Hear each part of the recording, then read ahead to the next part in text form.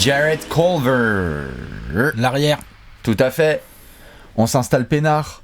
Vous connaissez le classique. 10 jours, 10 profils de draft peinard. Léon Salarial, Alex et Bibi pour décortiquer tout ça. On a déjà fait de petits joueurs. Maintenant, on va dans le Texas pour parler de monsieur Jarrett Culver. Texas Tech University. Ouais. Fort sympathique comme joueur. On va rappeler le menu habituel avant de plonger en détail dans le parcours de ce jeune garçon. On fait le tour du bonhomme. C'est ça, on va faire d'abord les qualités, voir ce que ça représente, ça peut représenter en NBA. Ensuite, on va faire les points améliorés pour monsieur Jarrett Culver. Et puis après, on fera de la comparaison. À quel type de joueur NBA ça ressemble, à qui peut-on s'attendre. Et enfin, une petite projection, parce que l'ami Jarrett, il peut se retrouver dans pas mal de franchises. Ouais. No spoiler. 20 ans. 1m98, 2m, 90, 93 kilos. Ouais, on a bien poussé à la salle parce qu'avant c'était longiligne et maintenant... Bon bras bien long. Ouais, il est bien. Et puis il est bien long aussi, je pense qu'il a une bonne envergure. Ouais, évidemment la mobilité est là. C'est un grand 2 quoi. C'est un grand 2 qui pourra jouer 3 en NBA, qui pourra défendre 1, 2, 3 sans problème. Voire 4 sur certains malentendus. Bien sûr, belle progression à Texas Tech, puisqu'on était sur un joueur qui avait fait une première année en tant que freshman, qui est retourné en tant que sophomore. Si je dis pas de bêtises, c'était Zaire Smith qui avait quitté Texas Tech et donc avait plus de responsabilités. Jarrett Culver, il a fait ok les gars, je vais improve comme jamais. Il va emmener quand même Texas Tech avec ses copains vers une saison assez incroyable. On les retrouve sur le tournoi NCAA, on les retrouve dans le Final Four, on les retrouve dans le Championship Game contre Virginia. Non, ce qui est vachement intéressant avec Jarrett Culver, effectivement, il a bien progressé. Ce qui est intéressant, c'est déjà l'aspect assez complet de son jeu, assez all-around. La polyvalence donc est totale. Il peut scorer. C'est un bon slasher. Quand il y a une line vers le cercle, il sait y aller, il sait finir. Il n'a pas peur du contact. Ensuite, il a vraiment bossé son tir, c'est-à-dire qu'au mid-range ou à 3 points, il a vraiment travaillé, il a progressé. Ensuite, il a bossé aussi quelques petits moves, des petits turnaround, des petits fade-away, enfin, tu vois, toute une petite panoplie. La progression est folle. Il a travaillé. Et comme c'est un bon athlète et qu'il a quand même une vitesse très sérieuse, bah, du coup, ça fait de lui un gars qui a de multiples options pour scorer. C'est ça, et pour scorer et juste pour avoir un impact sur le jeu, parce qu'il y a des matchs en fait où Jarrett Culver, le shoot n'est pas trop là, on l'a vu, je crois que c'est sur le Championship Game notamment où c'est un petit peu difficile, et les précédents, mais capacité à créer et donc à savoir quand la défense vient aider et donc à lâcher la balle pour un copain. C'est un joueur qui peut laisser déjà le jeu venir à lui et c'est rare à son âge. Bon, il a 20 ans, mais c'est rare de voir des joueurs être autant patients. C'est ce qui va mener à d'autres comparaisons par la suite. Donc oui, tout à fait, le scoring, puisqu'il peut être en pénétration, main droite, main gauche. Les rebonds, il participe beaucoup. Les rebonds, la passe. La passe, il participe. Bien sûr, défense. Et puis voilà, la défense, quand il se donne. Two-way player. Two-way player. Jarrett Culver, c'est assez flippant, très intelligent. Très intelligent. Intelligent, il aime bien mettre la grosse pression, il fait très bien les close-out, il fait des bonnes rotations.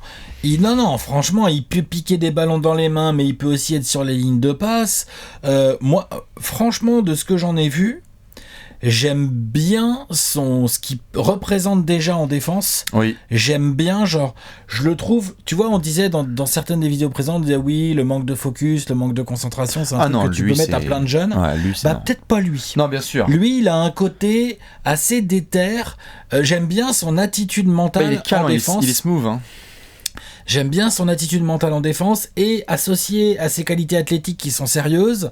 Non, ça fait un arrière, là je te dis, les postes 1, 2, 3, il peut y aller, il aura la vitesse, il aura la mobilité. C'est ça, et le bagage. Et il aura la concentration et l'intelligence défensive. Bien sûr. Ce qui est vrai two-way player. Tout à fait, c'est ça qui est très rassurant avec Jarrett Culver, évidemment, c'est que le plancher est hyper rassurant. C'est-à-dire que même s'il se foire totalement, tu auras quand même un joueur très complet. T'as déjà un bon joueur. T'as déjà un excellent coéquipier. Là, il arrive en NBA demain. Bien sûr. Mais il contribue. T'as déjà un mec qui va être là 82 matchs. Et ça se trouve, il va mettre 14 points, il va prendre 5 rebonds et il va faire 4 passes d'ess. Et en plus, il va bien défendre. Et c'est ça. Et en fonction de la franchise qui le draft, si on lui donne la balle, bien sûr. Et si on lui donne la balle, même dans le money time où il a pas trop peur, il a déjà pris des gros shoots.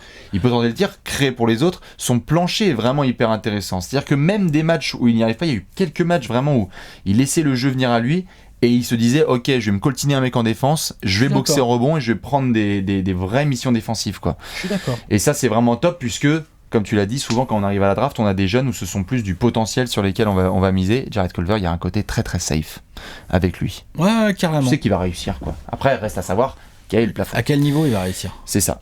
C'est un peu ça la question qu'on peut peut-être, dans les défauts entre guillemets, dans les points améliorés, dire que dans les côtés positifs, difficile d'identifier ses points faibles, honnêtement.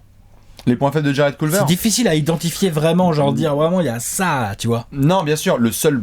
Après, c'est pas des défauts en effet ou des points faibles, mais c'est juste que il y a des joueurs comme ça qu'on a vus qui ont des grosses responsabilités en NCAA et donc du coup le système est fait pour eux et donc après pour essayer de dupliquer ça en NBA ça peut être plus compliqué. C'est-à-dire qu'il faut qu'il soit tout de suite peut-être parti dans une équipe où on lui donne un rôle. Il pourra pas être un 3&D sinon il va se faire chier comme un rat mort quoi. Il faudra qu'on lui donne la gonfle. Il faudra qu'il y ait un coach qui lui donne vraiment le ballon et qu'il puisse créer parce que il est capable et parfois il peut avoir un côté un peu fantomatique si on ne le met pas bien en avant. La question que je me pose, c'est pas si simple d'identifier ses points faibles d'un point de vue technique, physique, athlétique, mais c'est quoi le truc dans lequel il est vraiment très fort en fait? Ah oui, il est très polyvalent. C'est quoi le truc dans lequel il est vraiment très fort qui peut potentiellement faire de lui un franchise player? C'est ça, c'est le joueur qui a toutes les skills à 1,70 mais est-ce qu'il y en a un qui va à 99? En gros, tu disais c'est super parce que le plancher est hyper haut, mais est-ce que le plafond est si haut? C'est ça, c'est toute la question avec Jarrett Culver. Son idole, je crois, c'est Kobe. Si je dis pas de bêtises, il aimerait bien essayer de faire du comme lui. On va voir. Mieux, hein. S'il peut avoir une carrière à Kobe, tant mieux. Mais c'est clair que dans les défauts, il n'y a pas énormément de choses à dire. Bon, après, c'est des franchises qui sont là et qui préfèrent drafter les mecs de 18 ans plutôt que de 20. Voilà, c'est un joueur de deuxième année en NCAA, mais bon, ça va, c'est pas un problème. Bon, non, mais ça va. Ça, c'est rien du tout. Lillard a été drafté, Elfrid Payton a été drafté, les mecs ils étaient restés 3 ans et même plus, je crois, en NCAA, donc c'est pas un souci. Curry, bien sûr. Non, ça va. Mais tu vois, c'est ce qui l'empêche d'être peut-être un peu plus haut dans la draft, c'est que c'est pas un freshman qui vient de faire ça. Moi, ce qui l'empêche pour moi le plus, après, il faudra voir, hein, mais ce qui l'empêche pour moi d'être top 3 assuré, parce qu'il peut finir top 3. Il peut.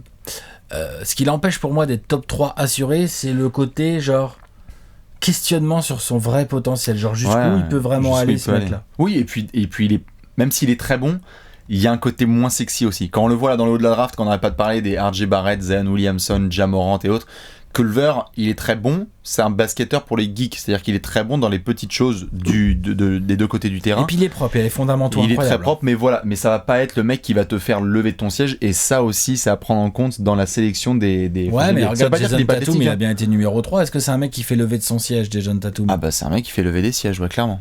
Ah bah juste d'un point de vue pure skills de ce qu'il fait quand il est en 1 contre 1, ça fait lever du monde. Quand même. Okay. Culver, il y a un côté un petit peu, on va le venir avec les comparaisons, mais il y a un côté un petit peu parfois... Un peu sleeper. Un peu mec qui va progresser en 2-3 ans là. Oui. 4 ans. Non, et puis c'est surtout, tu vois, par exemple, on va y venir, on peut même le faire maintenant. Il y a des comparaisons avec, il y a du Jimmy Butler, c'est souvent ce qui lui est mis comme dé. On lui souhaite. Hein. Et il y a du DeMar DeRozan aussi. Donc quand même, ce sont des belles comparaisons. Ce que je veux dire par le DeRozan, c'est que le DeRozan qu'on a vu au début était très spectaculaire, mon terrasse, etc. Le DeRozan, jeu à mi-distance, un peu à son rythme, comme ça c'est pas très sexy. Et donc du coup, ça peut jouer contre lui, mais c'est vraiment du détail, quoi. C'est dans l'aspect marketing du joueur. Ouais, la comparaison avec Butler, je l'aime bien. Après, Butler a mis un peu de temps à se développer. Par contre, quand il a commencé à se développer offensivement, on a trouvé ça très intéressant. Je pense que Jarrett Culver arrive avec un niveau offensif supérieur à celui qu'avait Butler en arrivant. Butler, c'était inattendu quand il est sorti de Marquette. Voilà. Bien sûr. Joe Johnson. Par contre, athlétiquement et défensivement, je veux bien qu'il atteigne le niveau de Butler quand même. Oui, si il peut. Il est dans le même genre de mentalité, encore faut-il le faire. En fait, bien sûr. Tu vois, il y a du Joe Johnson parfois un peu. Pourquoi pas? Ce côté un peu, non mais juste pas dans le shoot, mais dans ce côté je joue à mon rythme et j'impose mon rythme. Parce que Culver va pas t'exploser en vitesse et en rapidité. Il a un bon premier step, mais il est crafty. C'est un gars qui va essayer de trouver les angles. Nick Anderson. Ouais, pourquoi pas. Non, mais j'aime bien sortir un petit mec un peu plus vieux. Il y a un peu de ça, non? Bien sûr. On lui souhaite une meilleure réussite au lancer. C'est ça, notamment. Mais non, mais je trouve qu'il y a un peu de ça. Il défendait bien, Nick Anderson. Et offensivement, il était un peu comme ça à son rythme. Puis il allait toujours pécho ses 3-4 rebonds, puis ses 3-4 passes d'aise. Tu vois ce que je veux dire? Il peut faire ça, Culver. Gary Harris. Et il y a du Gary Harris qu'on a mis un petit peu, même si c'est pas forcément le même athlète. Bradley Beal. Non. Oula, ça c'est un plaf. Et c'est pas le même athlète. Ni le même shooter. C'est pas le même athlète, surtout pas le même shooter.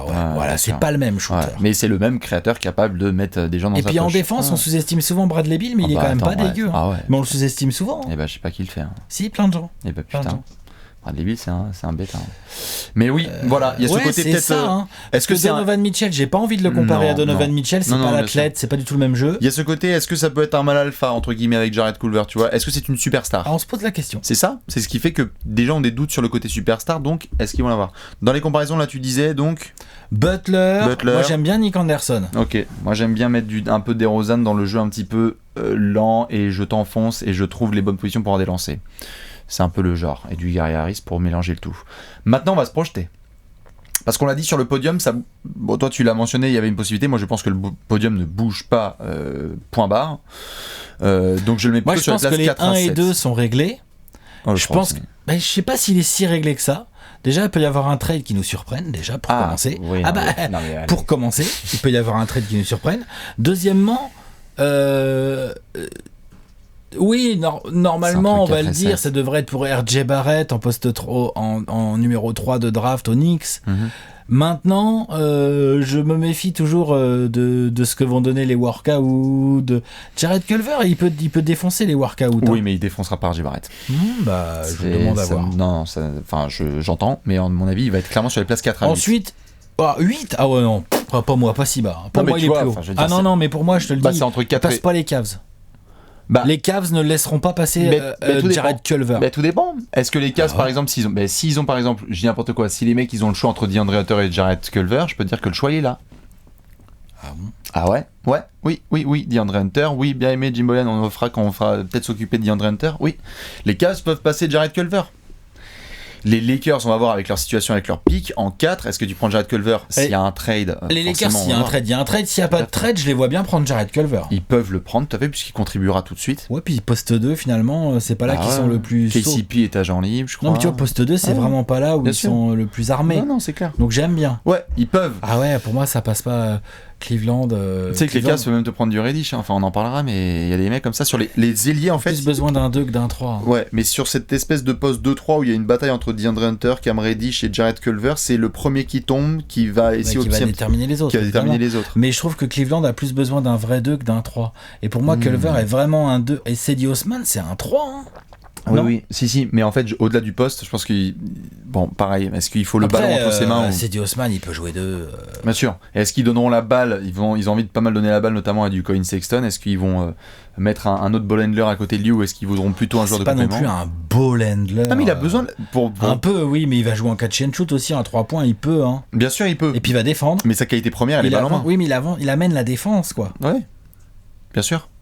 Moi je suis les Cavs, je suis les Lakers, je suis les Cavs, je laisse pas passer Jarrett Culver. Donc si tu es sur une falaise, si tu es au bord d'une falaise et que tu as Cam Reddish, DeAndre Hunter, Jarrett Culver, t'en pousses 2 et tu gardes Culver. Non, j'ai bien dit ma phrase, les Lakers et les Cavs pour moi ils vont prioriser Jarrett Culver. C'est les Lakers et les Cavs. Après, en termes de niveau de joueurs entre eux, je te cache pas que j'ai un peu de mal à dire lequel est vraiment le meilleur des trois. Sûr. Je vais avoir besoin de temps. Donc du coup, je mets en perspective par rapport à la franchise. Et je trouve que l'aspect certitude défensive de Jarrett Culver est hyper important. J'essaie juste de voir un scénario où il y a par exemple, je dis n'importe quoi, les Lakers qui dans un trade prennent Cam Reddish en 4 et les Cavs prennent DeAndre Hunter et en fait Culver se retrouve peut-être justement sur les places 6-7 ou 8. Non, en 6 les Suns ne prendront pas un extérieur, merde. Hein? Pas de bêtises, James Jones. Les Bulls, normalement, non, c'est bon. Les Bulls, à la limite, mais j'y crois pas trop. Non. Nous, Atlanta, de toute façon, on le sait, c'est le premier ailier qui tombe. Atlanta, vous allez prendre ce qui reste. Ouais, on prend l'ailier qui tombe. Il y aura Culver, Reddish, DeAndre Hunter.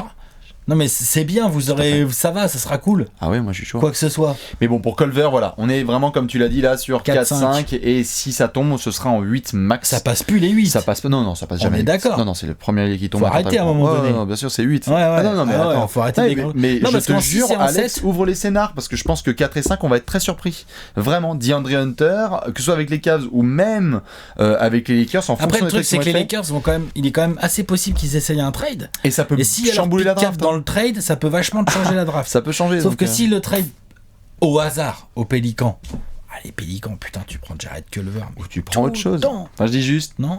Ouvrez, et c'est pas étonnant si sur ce trio, il y en a un qui tombe en 8 et donc potentiellement Culver. Voilà pour les projections, donc dites-nous évidemment ce que vous pensez de ce magnifique joueur two-way de Texas Tech. J'aime bien moi lui. Ouais. Et c'est vraiment, il est safe. Il y a un côté qu'il va très... faire carrière. Ouais, normalement ça devrait J'espère que ça va bien se passer pour lui. Ouais, cérébral tout ça, et puis bonne attitude d'ailleurs, hein. C'est un gars qui s'exprime bien. J'aime bien ce gars-là. Très très coolos. Dites-nous ce que vous en pensez, dans quelle équipe vous le voyez, les fans des Cavs, des Lakers, des Bulls, des Hawks, des Suns, etc. Dites-nous ce que vous en pensez, est-ce qu'ils tomberaient dans votre équipe? Et puis nous on se retrouve demain pour un nouveau profil de draft. Ciao, bisous. Ciao.